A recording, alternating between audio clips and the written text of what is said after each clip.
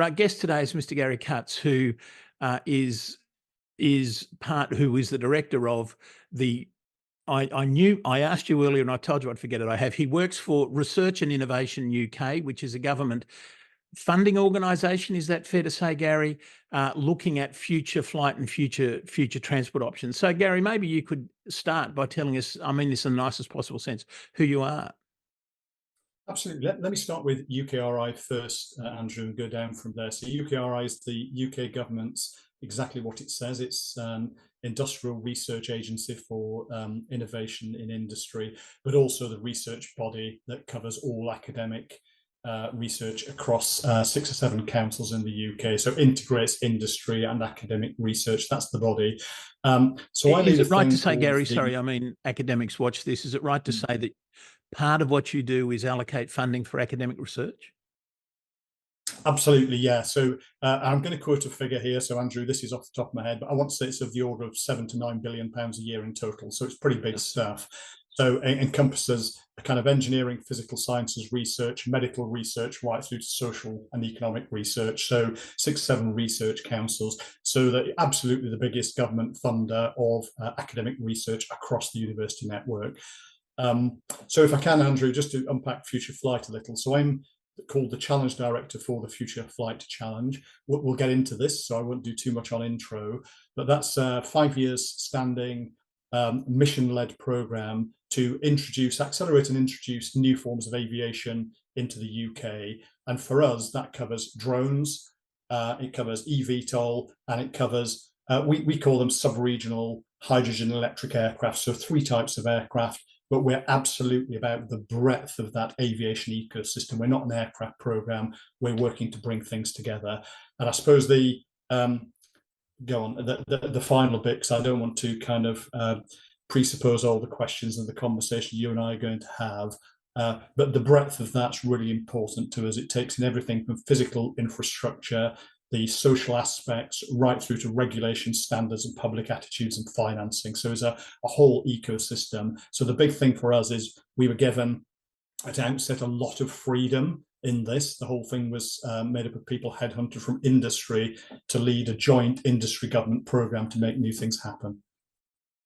Gosh, so practically nothing to talk about then, really. I mean, I'm struggling to think of a question in all of that. Let's go through, I mean, I don't know where to start. It's such a cornucopia. Let's start with, and I'm really hesitating to say this, given that what we're trying to do is lead up and start to set the scene and lay the table for the conference, which is in Antwerp in November, as I said, where a lot of that is going to be about AI and those sorts of things. Let's finish up with eVTOLs and drones. I mean that nicely. But so let's start with electric and hydrogen aircraft propulsion, because it's absolutely fascinating and we could talk forever on it, but let's get it, I mean this nicely, out of the way. And what did you call it? Sub-regional, which means not very long distance, I suppose, is what that means. Is that right? Absolutely, is the future electric or hydrogen? So really good question, and I think the answer is it's probably both, but it's not guaranteed to be either, because those things need to be proven to work. I mean, my wider aviation interest and remit, because I'm involved in things beyond the Future Flight Challenge, I say we have to keep all options open right now as we try to do sustainability and move things forward. And if I'm honest, anybody who tells you they know precisely the answer and it's one of those solutions and the others won't work, I would treat them as a charlatan, because almost certainly we don't know for sure yet. So I think it's all of the above to some degree. It's interesting, Andrew, and you and I have talked before. We could easily digress and have great fun for the next 50 minutes. Even in the space we are in of drones, both of those things are prevalent. So most drones, eVTOL by definition, are electric or battery-powered things. We have people who are flying kind of hydrogen fuel cell drones already. And you may note that a couple of weeks ago, Joby flew a hydrogen-powered version of their normally battery eVTOL Joby aircraft, which I think flew 500 miles and for about 4.5 to 5 hours. So even in the space that we are in, both types of propulsion and power systems are still being developed. So it's both, Andrew. My personal view, but I'm not pushing this as it is the answer, because having said it will develop. My personal view is they will both find a foothold, as will SAF for larger aircraft. And my prediction is that, you know, electric has got a really good place for near short range. It's a simpler set of systems to do. We'll see hydrogen come in for your kind of, as I say, the sub-regional, slightly longer use case. And then likely, an entirely personal view, hydrogen will absolutely find a place in large commercial transport, but over the next 20 years and morphing from gaseous into liquid hydrogen. So all of those things will play out in the coming years. Yeah, morphing from gaseous to liquid hydrogen. Is that what you said? Yeah, absolutely. So if you look at the large commercial transport and all the studies have been done, and I would stress this is not by our challenge, you know, it's not the space we're in, but we work closely with people. But the studies that have been done, if you want to do long range, large commercial transport, to get the, you know, the volume stuff work properly, you will have to get into cryogenic hydrogen, storing the thing as a liquid and then kind of using that largely to combust.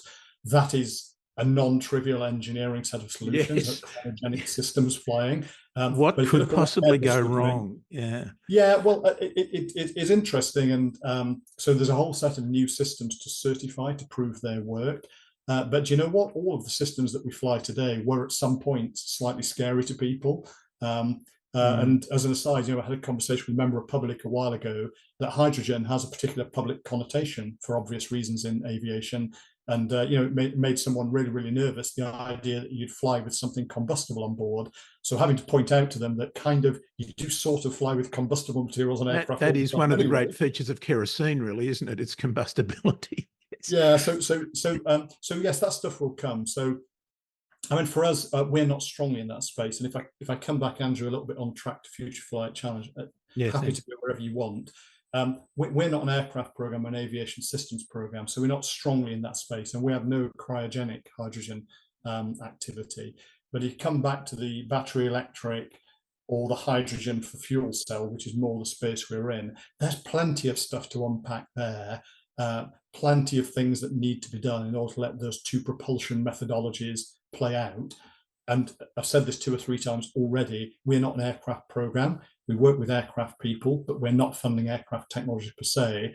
Our belief was the aircraft tech is non-trivial, but if you solve the aircraft tech problem, there's a much wider ecosystem of change that requires to be executed to let these things become a reality.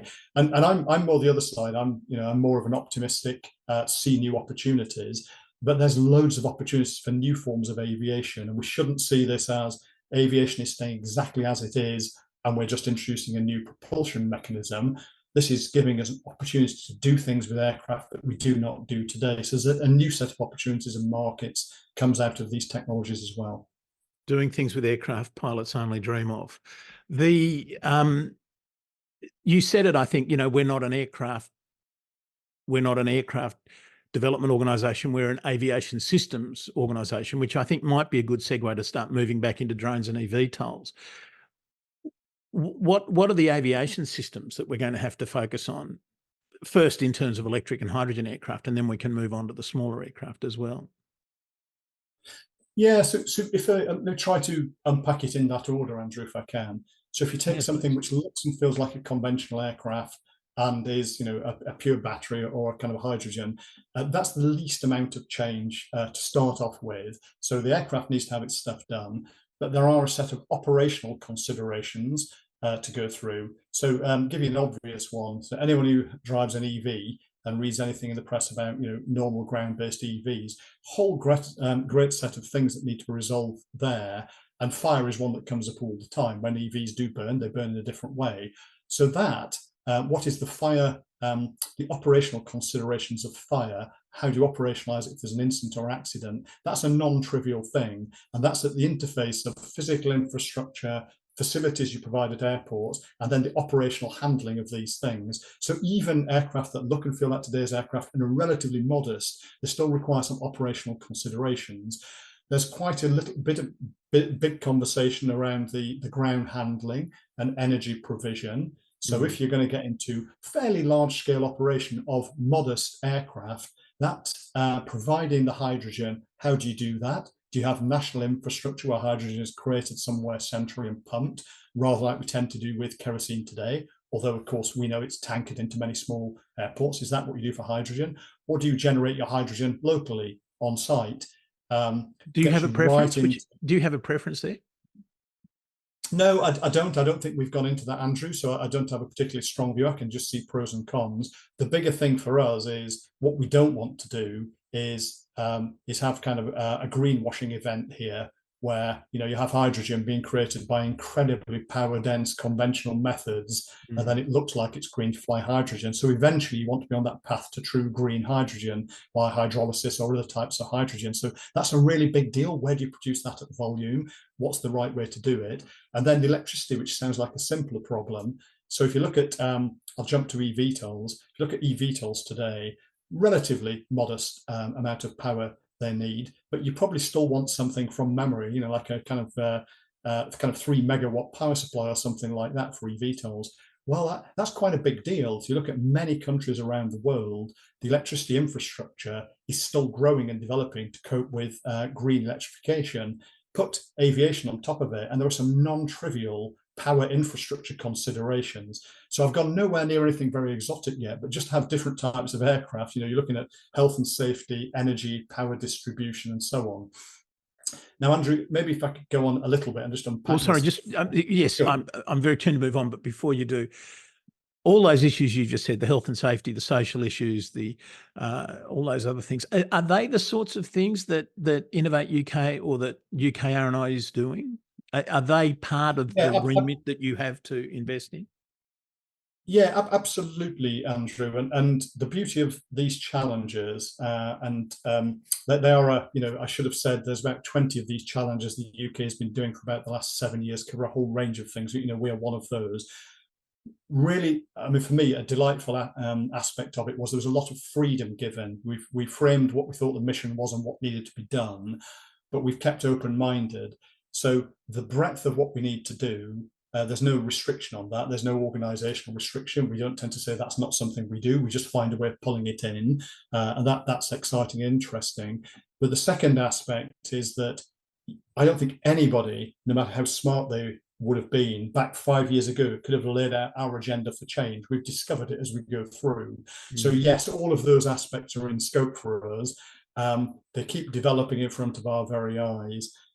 Maybe if I, maybe a bit of a deviation here, but maybe if I just pull in the social sciences bit, and that for me personally is because when I started in this role 5 years ago, with 20 plus years in aviation before that, I wouldn't have had any concept that we'd have needed some dedicated social science activity.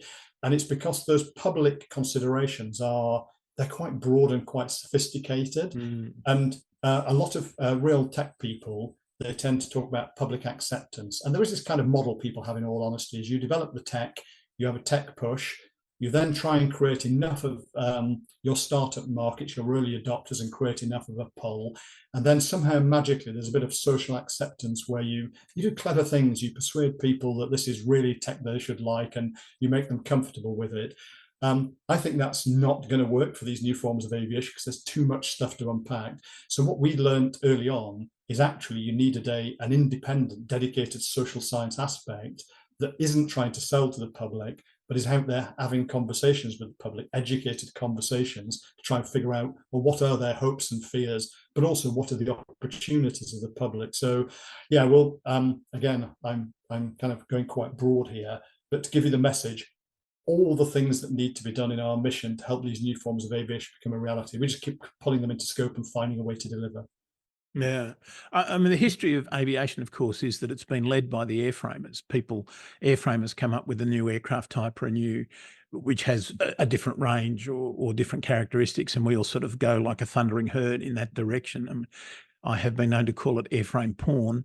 And that's as good a segue as any, which says a lot about my brain, I suspect, to move in then perhaps, irrespective of the propulsion, whether it's electric or hydrogen or some combination of those, or SAF pro tem, what do you see as the future airframe? Where are we going next, do you think? So again, it's such a broad question, Andrew. I'm not sure I can do justice to that across all the markets. There is all right. Well, let's undoubtedly. break it down by market. Let's start with short haul flights. I mean, are short haul airframes of the future in competition with trains, for example, and are they trying to continue to argue with vis-a-vis trains as to passengers? And then we'll sort of move out from there. Yeah, sure. And you know, some of this is a kind of an educated team view, and some of this is a personal view. I'll try and make clear where I'm talking one or the other. So I think if anyone thinks that short range aviation, where there is existing rail or road infrastructure, is a direct competitor, that doesn't make sense over some distances. It just doesn't make sense. So we're not advocating, we never have advocated these new forms of aviation. They're an absolute mass transit in all situations, and it's horses for courses. So if you take France is probably a good example. There are places where there's really good connectivity for high-speed rail, and if you're going city to city, it's not really a great opportunity to go and compete with that. So as a volume market, no. But so here's where it gets interesting. If you have places, and I'll jump to my home country, the UK, by nature of the UK's rail and road network, there are places that are quite poorly connected by road and rail, where there is a modest volume of people that want to go, and they want to do it in a reasonable time. So there's quite a lot of places that are, you know, 4 or 5 hours separated by road and rail, but where there's a modest number of people that need to make that journey. And for these new forms of aviation, in some cases, you could probably do that more like, you know, I'll say an hour and a half compared to 4.5 hours. That's a possibility. So it's absolutely, there's connectivity that would compete with conventional stuff, but only where, you know, there's the right kind of volumes and there is no alternative. So for those conventional aircraft that are clean, and clean's a really big deal because it's really difficult to advocate for huge amounts of aviation growth if you're making the CO2 problem worse. So that clean, genuinely clean way of connecting poorly connected places, that's an opportunity. So it's a modest size market. But then let's jump to the other. I'm going to jump to eVTOL now. So eVTOL is a different fish entirely. So an ability to do operations that you will be flying into things that will be airports. We tend to call them vertiports, but they're much more modest affairs. You know, you need a physical facility. You probably need some docking facility. You'll need some air traffic management capability to bring them into these places, but they're much simpler things. And we are busy as part of the Future Flight Challenge. One of our projects is busy building a kind of a permanent vertiport in Oxfordshire right now. And that's something planning permission's in final stages, and we're hoping to have that place operational by by Christmas or Q1 next year. So this is not a 15 years of planning and 30 billion of investment. This is an ability to build quite quickly. So but that vertiports must surely be like telephones. You know, having the first telephone was of no value whatsoever. It was only when someone else got a telephone that you could start to actually use it. Do you see the future as transport vertiport to vertiport, or is the future vertiport to a field somewhere, a playing field? Yeah, so all of the above, Andrew. Yeah, so it's really your standard answer, Gary. It's your standard answer.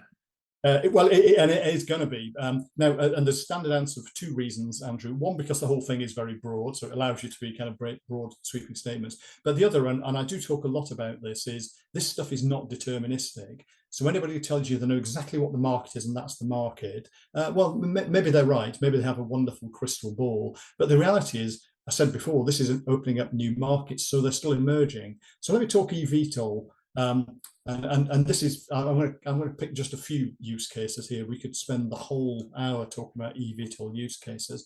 So the most common media perception and image of eVTOL is they're sort of flying from a tall building in a very dense city, think Seoul, Tokyo, wherever you like, to another tall building and whizzing across the city and taking probably people with plenty of money and saving them time on the ground. Now that's definitely a viable use case. That stuff could happen. It tends to be the media's perspective. So if you think what that is in reality, you're sort of flying from a thing which is a vertiport, but probably on an existing bit of infrastructure to another one, and you're going nowhere near any classic aviation stuff. All your flight is in dense, complex terrain, and it's quite interesting to schedule. So that's a use case which is most commonly seen. We then look at you look at some of the eVTOL manufacturers, and some of their early use cases is sort of like a kind of hyperlocal feeder airline for mainline airport hubs. So I think the concept there is, rather than maybe taking a limousine or a high-speed train from, some kind of hinterland around a major airport, you go and fly people in. Now, not defined, but my view of that is, well, you don't really want to build, 100 concrete pads all around cities to do that. You probably want to be flying from somewhere which is almost like your field. It's somewhere you can temporarily go. And flying into a mainline airport. Well, that's a really interesting use case, isn't it? Because then your operating model, your concept of operations, you've got a cope from flying into probably security clearance inside an international airport. Well, there's all kinds of interesting considerations there. The place you're flying from is not an airport. So we could spend a while debating that, but that's really interesting. Then the third example I was going to give, again, we get quite excited about this because we think this is aviation being able to connect people who are not connected. But the idea that you do something interim to that, you probably do build yourself, concrete pad and physical facility, I think that looks and feels like a vertiport, it's kind of a heliport, I guess. You can imagine a world in which in many countries around the world, you could build multiple of those, and you can then fly without a large landing strip, so much, much lower infrastructure cost. You can take off vertically and come back. I think you asked a while ago, maybe 20 minutes ago, about the aircraft design, so that transitioning vertical to forward aircraft, that's a really big enabler. You can get off without big infrastructure, without huge expenditure, but you need to transition to forward flight to get yourself a decent range and go somewhere meaningful. You land at the other side.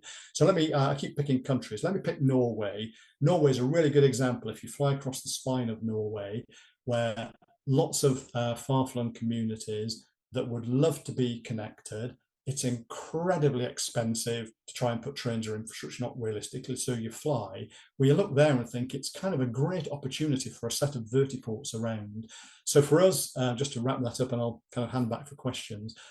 I'm sure I haven't answered your question at all, Andrew, but we're having great fun. But if you look at that kind of operating model, what's the enabler there? Well, number one, it's all about speed, because you can get from anywhere to anywhere, but being able to do that in, I'll pick some new numbers, in Norway, and maybe you can do something in 2 hours that's more like a 10-hour journey. So it has to be about speed, but it enables you to have an aviation solution that doesn't require huge capital intensive infrastructure to be built in all cases. But then lastly, of course, these aircraft need to be truly green. So you're giving people a clean, much higher speed. And back to your earlier question, again, we're not punting. This is a huge volume operation. You're not talking, thousands of movements of city pairs per day, moving hundreds of thousands of people, but you are giving better connectivity to far-flung communities.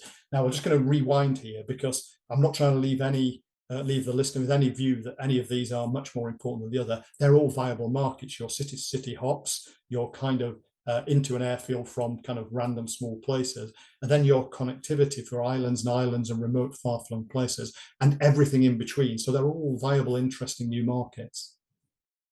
Norway, to stay with Norway for a moment, Norway, of course, at the moment delivers a lot of that connectivity through an amazingly expensive network of airports that have, very few flights, and are obviously in north of Norway quite expensive to maintain. So anything you could do to lower that, that infrastructure maintenance cost, I guess, would of course be welcome. Two questions arise. Anything beyond, flying me from here to the shops is going to, of course, put me into controlled airspace. So that is an enormous infrastructure implication or complication, isn't it? And how have you thought through much of that kind of stuff? What is the ATM issues around that? Yeah, enormous, Andrew, and because we're having a nice unstructured conversation, we haven't gone linearly through some everything. Of it think it's unstructured, Gary. Yeah, we like that. It's much more enjoyable. But that means we haven't gone through a kind of a sales pitch of Future Flight Challenge. Had we done that, Andrew, that would absolutely where we go. So if I lay out quickly how we see this now, and I'll come to your question. So there's a new set of aircraft which they need to be developed technology. largely, and we're getting into this with eVTOL, and we've barely covered drones yet, but by the time you get into eVTOL and drones, they're going to fly in different places. They're going to fly much more complex airspace at much higher volume. I personally think it's non-trivial. There'll be many more different types of aircraft there are today, so you'll have to accommodate many more, and probably with a much higher number of operators. So you're kind of moving from a world in which there's a finite number of quite modest operators flying known routes to a very high number of operators, a huge variety of aircraft flying in dense airspace and near, complex terrain. By definition, these things work if you're flying much closer to where people live and work all the time. Yeah. So you get that aspect in there. And so we could have unpacked, as we said, the physical infrastructure, the energy provision, the public attitudes, the regulation, and so on. But out of all of that, the biggest challenge undoubtedly is the airspace management. Now I'm going to uncharacteristically go to an end point here and give you a Gary view of the world. Now I'm an aerospace guy right up until I came into this challenge, and now I'm an aviation guy. So there's lots of aviation things I know a little about, and I like to challenge. I punt that in maybe 10 years' time, Andrew, we'll have an entirely new airspace construct across the world with a whole new set of air traffic management technologies that are fundamentally cyber-secure digital systems. We might get to unpack this in the next 25 minutes.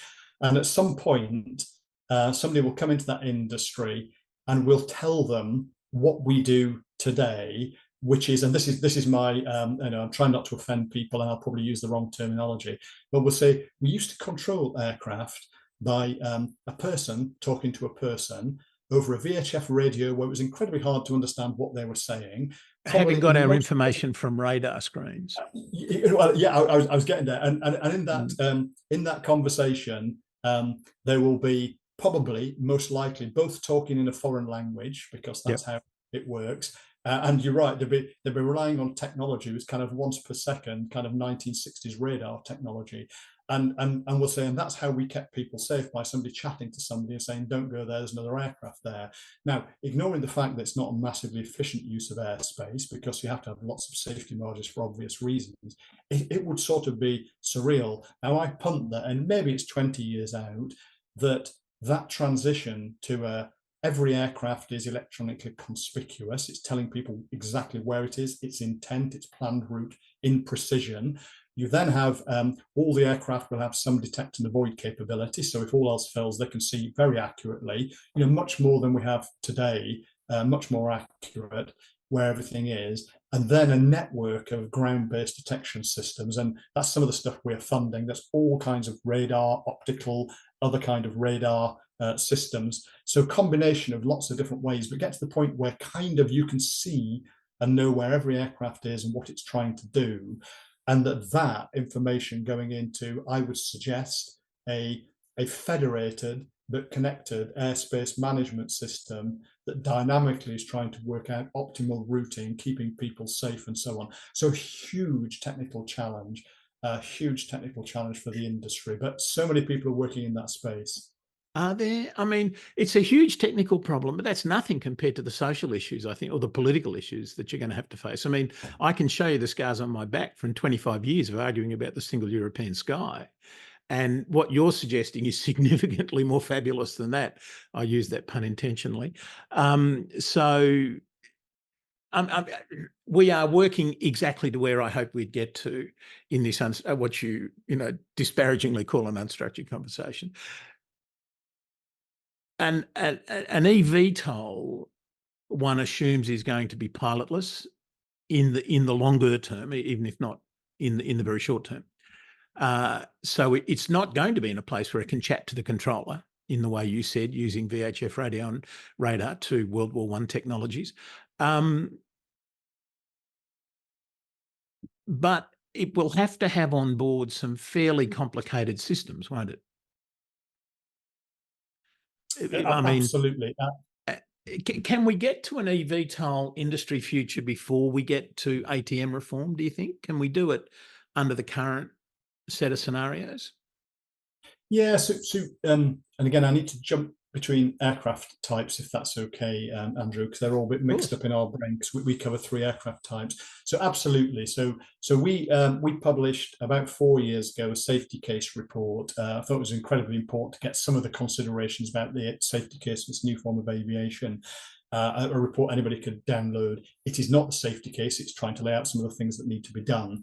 And the view that we published in that report was kind of there's several states, if you like. So in the near state, eVTOLs and drones will absolutely go flying, and they will have to they will have to coexist in today's ecosystem. So most people are planning eVTOL operations by 2025, 2026. They'll fly them like they're helicopters. There'll be nothing. That's next year, just to remind you, 2025.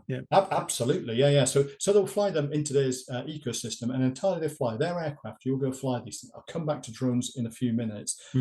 So that kind of near term, they can use the existing systems. You don't need to change airspace. You just go and operate, and you live within the existing rules and constraints. Then my slightly fantastical, fabulous view that I think is obvious, but it's not easy, is the picture I painted before. Eventually, at some point, these things are all kind of autonomous or semi-autonomous, digitally connected, runs on a wonderful federated, cyber-secure kind of probably AI-driven ecosystem, whatever variety of buzzwords you want, kind of 20, 30 years out. And our view is, well, that would be the entire aviation system. You wouldn't want different tiers. But then this interim, your third kind of medium-term view is we probably see there's a world in which there is still an existing air traffic management and airspace construct for probably large commercial transport and near to airports, but then other airspace away from that goes to a different system. Now, people often use the phrase kind of UTM to mean either unmanned or unified traffic management system, but we absolutely see that kind of interim position where you'll have a modern kind of an integrated airspace system, but then that will be not for the entirety of airspace. So does that make sense? So these aircraft can absolutely get into service, but the way they get volume, they will require airspace modernization and change. Well, it makes sense. I mean, you've got UTM, which of course was originally envisaged for controlling drones and so forth, and eVTOLs sort of sit above drones in terms of the airspace they fly through, the fact that they've got humans on board, all those things.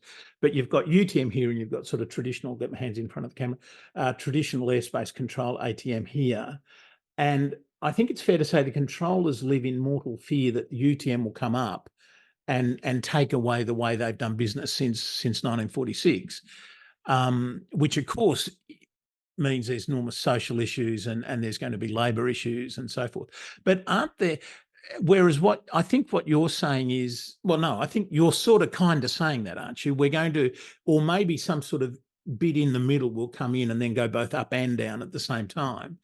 And it will be, what did you say, a federation of these sorts of different systems working in some sort of automated / semi-automated way. The current structure for ATM in Europe, around the world, has been incredibly resistant to change, incredibly resistant to any sort of innovation.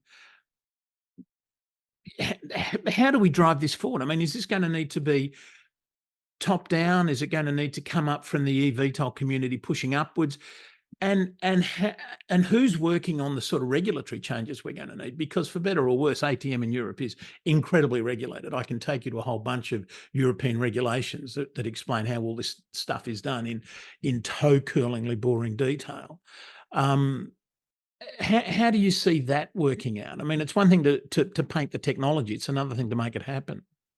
Yeah, it is, and obviously some of that stuff goes way beyond what we're accountable for, way beyond, and maybe give you a little bit of what the UK is doing here in the context of these are all global systems, and eventually all countries need to have frameworks that work together. But in the UK, I think it's good news stories. When I came into this job, there was an airspace modernisation strategy for the UK. Not my background, I won't go into the detail of it, but there was, there was a how do we move to different technologies and recraft, because most of these things have been around for, well, probably kindly 40 years, maybe a lot longer, and aircraft operations have moved on a lot. So there was a need to modernise and change the airspace. There was a strategy, and it absolutely did not cover low airspace. It was explicitly outside, it was too hard. I think about a couple of years ago, something like that, Andrew, because to use your terminology, the kind of eVTOL, but more the drone space. They were getting into this low airspace. It's moving quite quickly. They have an appetite to go way faster than conventional aviation does and develop technologies, capabilities, and operations. That stuff was moving at pace. Well, now those airspace concepts of low airspace, they're in the scope of the UK's airspace modernisation strategy. Now, that just saying that doesn't make any of the things you said any less trivial. It's not like, well, that's easy now because it's in the strategy. But what it says is you do have to knit these things together and start to think about the way they're not different worlds. And we do believe in that idea that eventually there is an integrated, non-segregated airspace. Now, the journey to get there absolutely is complex. It is many years, may well be decades to finish that journey. But the thought process that says eventually the airspace is a kind of a shared a shared space, and you want to get to one layer of technology, is an important idea. Now, if I can, just while it's in my brain, so for us as a challenge, we are constructors. As I said at the outset, we've got drones, eVTOL, and then some modest but important conventional aircraft. Not many other people organise that way. I think the reason we're historically organised like that is because we were at heart an electric aviation concept, and they're all subject to electric aviation. Many other people don't do it that way. They see drones, eVTOL, and conventional aircraft as utterly separate beasts with separate programs. Now, I'm not surprisingly, after 5 years, this is my child and I love it dearly. I see what we've done as being a good way to do it, but a good way to do it is for exactly the reasons you say, that these aircraft are at different stages and going at different paces. So if you look at drones today, the bulk of the world, they're still flown in visual line of sight of a controlling pilot. The concept of beyond visual line of sight, I'm not going to pretend it's not. It's in use. It's in use globally at modest volumes, different amounts in different jurisdictions, but it's not universally used beyond visual line of sight, not universally used at volume in all countries around the world, but it needs to be. So the technical capability of drones is such that there's a demand right now for markets to get you this beyond visual line of sight. When you go beyond visual line of sight, all of those technologies, your detect and avoid, your ground-based detection, and then your electronic conspicuity, but particularly the rules of the air, the air traffic management principles, the airspace concepts, they all need to be solved. So if this makes sense, we think drones is the pace pusher to learn how to do this stuff, and it will do that not for the whole airspace. It will learn how to do that. eVTOL, for the avoidance of doubt, talk to any eVTOL manufacturer, they're not relying on that airspace, radical new digital airspace concepts. They're not relying on that to make operational sense. They can go flying as if they're helicopters. But my view is, well, as they get to higher volumes, because they need volume to make business case sense, they'll have the same challenge. They'll have the same drone challenge, a high number of aircraft in dense airspace. And again, near to places where people live and work, it's the same premise. So our view is that drones will drive the market pace of adopting and understanding these technologies that will then probably go to eVTOL. And this is my view, it may not be others' view, but eventually I see those same technologies being what controls all airspace. And maybe that's 20 years out. Now, why that's a neat journey is, we absolutely need to have a safety approach to drones. The fact there's no one on board does not mean there's no safety considerations. A 1,000-kilogram drone landing on a house will cause a lot of serious damage. So it needs a safety consideration. But from a safety case, and particularly from a public attitudes and responses, being able to prototype, gain experience of those kind of autonomous digital technologies on non-passenger carrying, that's a really good place to do it. So by the time the eVTOL guys come around, and maybe it's 5 years' time, they suddenly need that volume, it's not a first instance of it. We've learned how to draw it. Does that make sense, Andrew? So we see it does. And the reality in Europe, and I think in the US and other places as well, is that the people that are doing most of the work, most of the development work, and those sorts of things in drones are Amazon and Google and companies like that. I mean, that have, I think, 2 or 3 really distinct features. One is, of course, they're not traditional aviation players, so they tend to think differently to the way us hidebound, old-fashioned people do. Secondly, of course, they've got infinite money, which, of course, is not a bad thing. And thirdly, they expect things to move at a much faster rate than perhaps we're used to in air transport, sort of, and air transport safety more generally. Is that your? Do you see that sort of these new players coming in also pushing the eVTOL area as well? Is that sort of what's going on? Yeah, kind of. But I want to give you a counter to that, because I agree with that completely. And some of those major tech companies are playing a role and seeking to play a role in the UK. But in the UK, that's not the dominant driver. The dominant driver for us is actually startups, smaller enterprises, and then I always characterize it as kind of adjacent companies, not huge international players, but adjacent tech companies who are now finding a play into aviation. So I mean, maybe I'll name check a couple, and there's a great danger here that anyone who listens to this gets upset when their name is not mentioned, because Yep. we funded, I think, you around know who you are. Yeah. Yeah, we've funded 225 organisations, and we love them all dearly. But if you look in, these are startups, so there's no guarantee that they will become the big players. But all of those tech companies you referenced there, kind of your Amazons, your Google, and so on, that's how they started out. You know, they were the startups. So for us, I'll name check Altitude Angel, kind of a UK-based company that's got ground-based detection technologies to kind of synthesize and replace a pair of eyes, so you can see and understand where things are and deconflict them. By the way, they are born out of, their founders are born out of some of the big tech companies, but they are indeed Microsoft.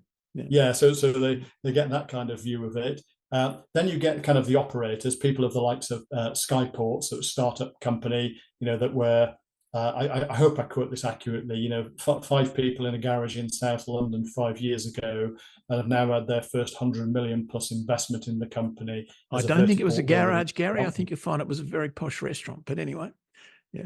Yes, there you go. So so that kind of company. And so for us, more than half of our funding has gone to these kind of companies. And then maybe just pick out one more to give the breadth of this. Oh gosh, the name's gone out of my head.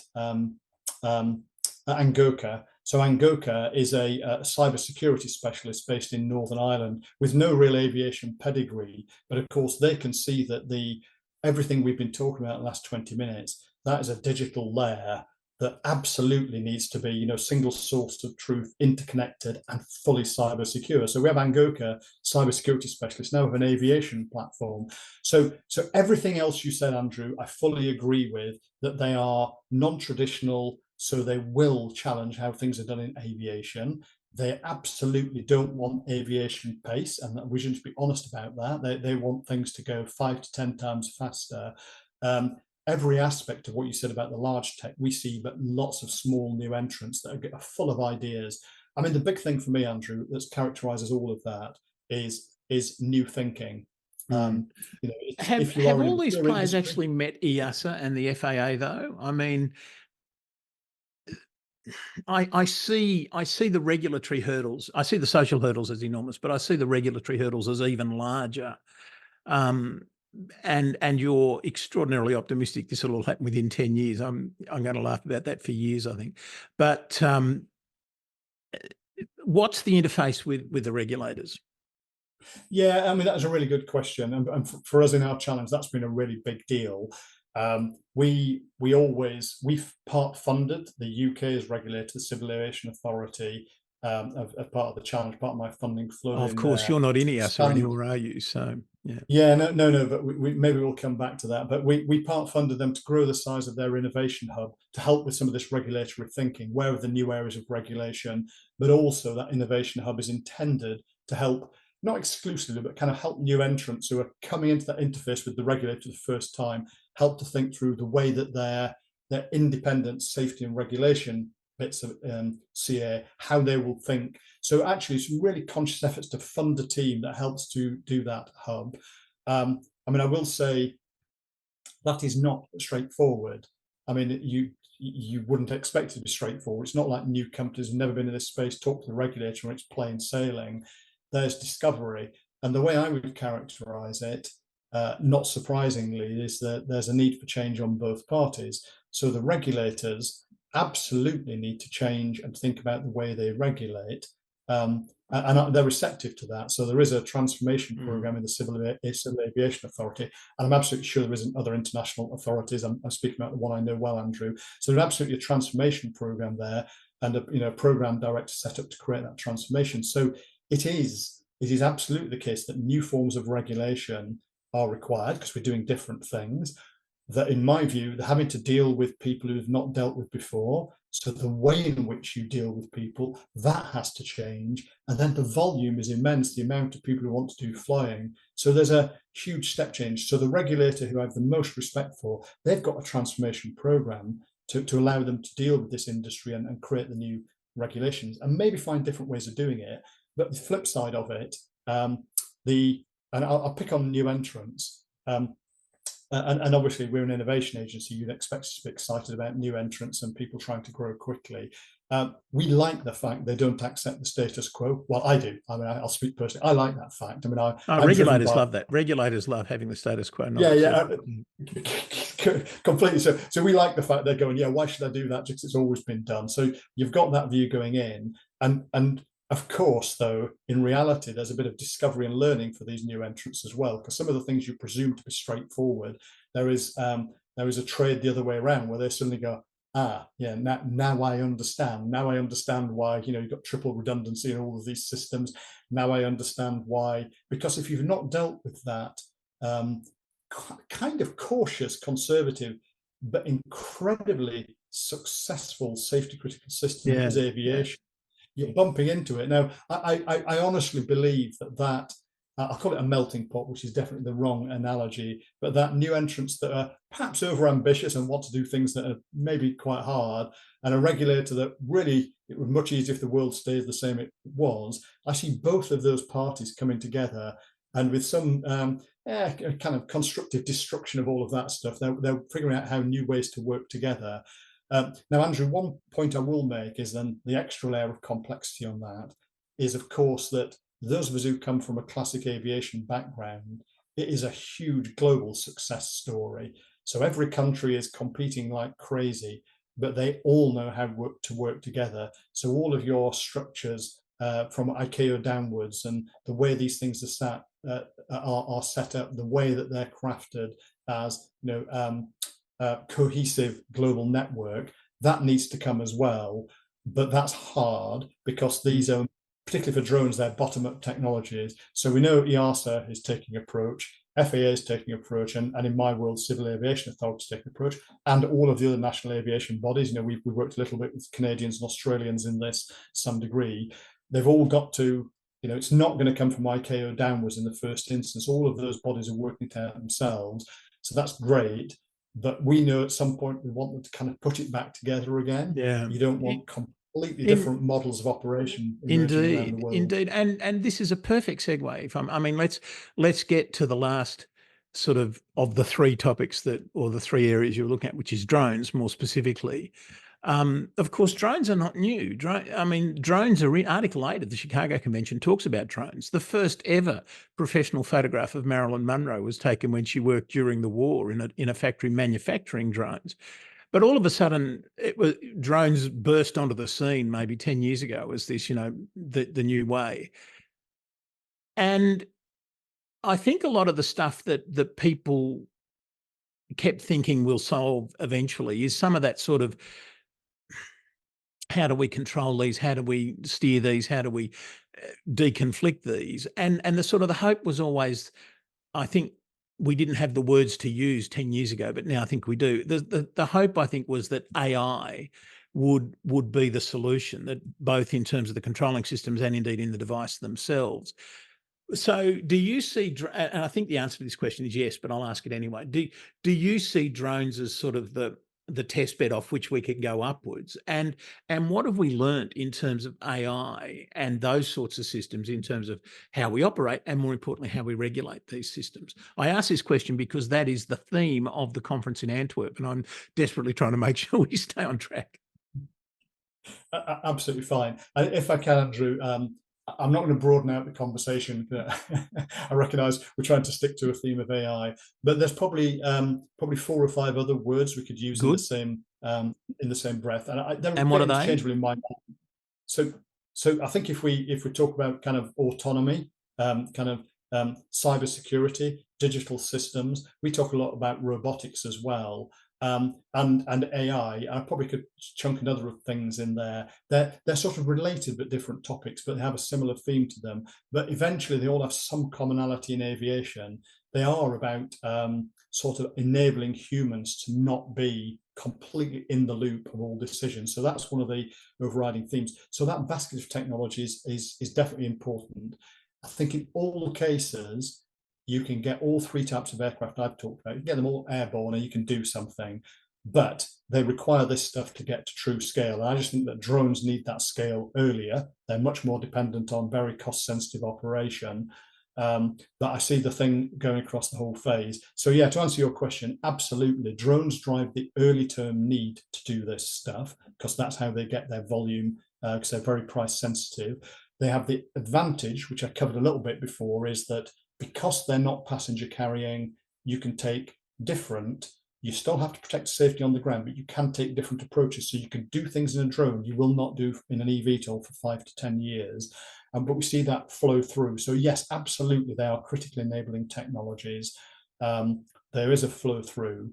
And what I see in a few of the industry people we work with, I can think of 3 or 4 people that absolutely get that. So their industrial strategy is that these technologies, and I'll call them AI as that basket of things, Andrew, that those AI technologies, they do see having a really critical place in the full, manned traffic management and aircraft system in, and I'll say 10 to 20 years, who knows, that they absolutely see that path. So we have companies who are honing their craft on drones, and they see that end game of providing much more usage. Now, really quickly, and again, just pops in my brain, and you may be about to ask a question. You covered a bit before the regulator, so I just want to say a quick word on the regulator and a quick word on the public, if I can. So the regulator, that's a really big deal. And again, you can interview the regulators rather than getting my view of the regulators.